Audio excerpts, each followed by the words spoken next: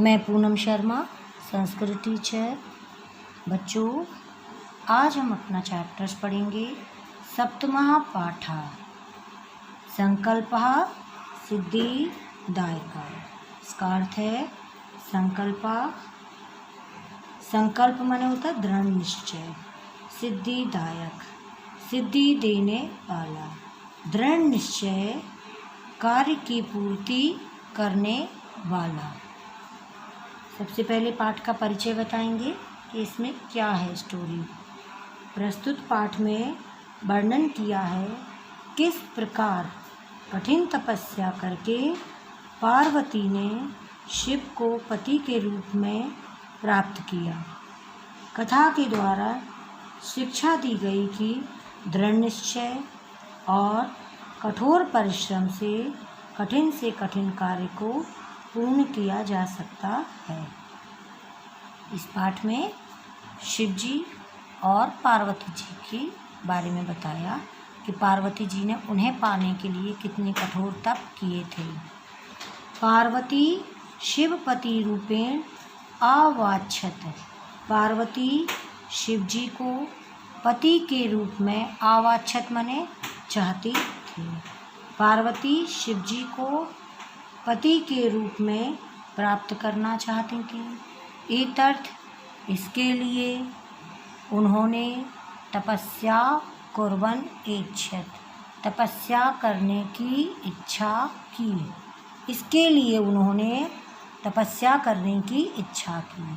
सा स्वकीयं मनोरथ, उन्होंने अपनी मनोरथ माने इच्छा, मात्रे निवेदयत्, उन्होंने अपनी ये इच्छा अपनी माता को निवेदित माने बताई। तत्छुत्वा, यह सुनकर माता मैना, उनकी माता का नाम था मैना, यह सुनकर उनकी माता मैना को चिंताकुला अभवत्, चिंता से व्याकुल हो गई। यह सुनकर उनकी माता मैना चिंता से व्याकुल हो गई। मैना कहने लगी उनसे, बोली, वत्से पुत्री मनीषितः देवता गृहे एव सन्ति। मनीषिता माने होता है इष्ट। उनकी माता बोली, पुत्री जो इष्ट होते हैं देवता गृहे घर पर ही होते हैं, हमारे इष्ट देवता तो घर पर ही होते हैं। तपः कठिनम भवति, तपस्या करना कठिन होता है। तब शरीरे, तुम्हारा शरीर सुकोमलम वर्धते, बहुत कोमल है। गृहे एव बस, घर पर ही रहो। तत्रैव तब अभिलाषा सफला भविष्यति, और यहीं पर ही तुम्हारी अभिलाषा, तुम्हारी इच्छा सफला भविष्यति, पूर्ण होगी। पार्वती ने कहा अपनी माता से, अम्बा मतलब माता, तादृश अभिलाषा, वैसी अभिलाषा माने इच्छा, वैसी इच्छा तो तपसा एव पूर्णा भविष्यति, तपस्या से ही पूर्ण होगी। अन्यथा वैसा पति कथम प्राप्यसे, वैसा पति कैसे प्राप्त करूँगी। अहम तप, मैं तप एव चारिष्यामि, मैं तप ही करूँगी। इति मम संकल्प, यह मेरा संकल्प है, यह मेरा दृढ़ निश्चय है। मैना, माता उसकी कहने लगी, पुत्री त्वमेव मे जीवन अभिलाषा, पुत्री तुम ही मेरे जीने की अभिलाषा हो। पार्वती ने कहा, सत्यम, ठीक है, परंतु मेरा मन लक्ष्यम प्राप्तुम आकुलित वर्धते, परंतु मेरा मन लक्ष्य प्राप्त करने के लिए आकुल है, व्याकुल है। सिद्धि प्राप्त करके पुनः फिर से तब एव तुम्हारी ही शरणम आगमिष्यामि, तुम्हारी ही शरण में आ जाऊंगी। मैं सिद्धि प्राप्त करके फिर से तुम्हारे ही पास आ जाऊंगी। अत्रैव, आज ही, विजया साकम, विजया उसकी सखी का नाम था, सहेली। आज ही विजया के साथ गौरी शिखर पर गच्छामि माने जाऊंगी। ततः इसके बाद पार्वती निष्क्रामती बाहर निकल जाती, चली जाती है।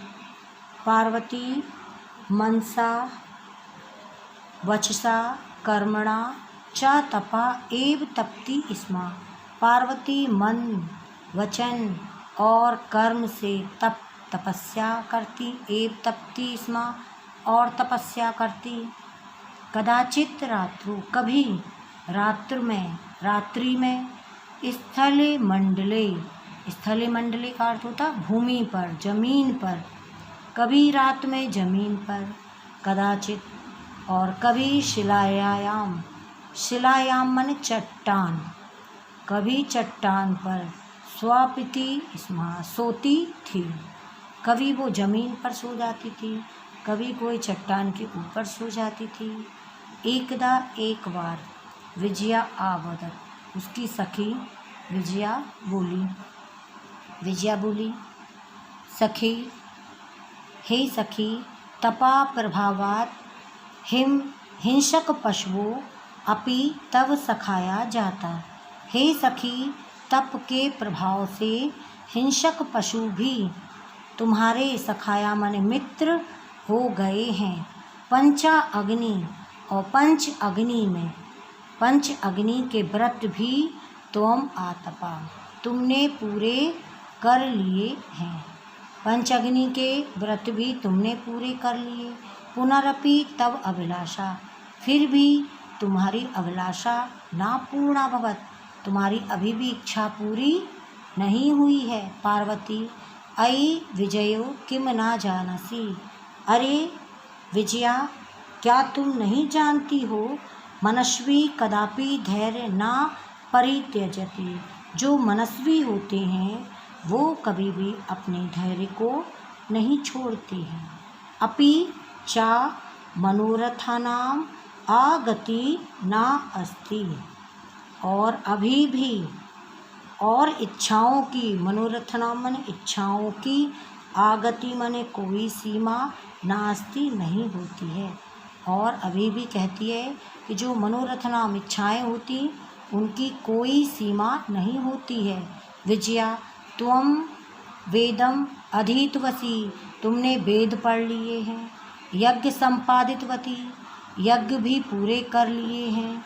तपः कारणात्, और तप के कारण, जगति मन संसार में, तब प्रसिद्धि, तुम्हारी प्रसिद्धि, अपर्णा इति नामना, अपर्णा इस नाम से भी तुम प्रथिता, तुम प्रसिद्ध हो गई हो। और तप के कारण इस संसार में तब प्रसिद्धि, तुम्हारी प्रसिद्धि हो गई।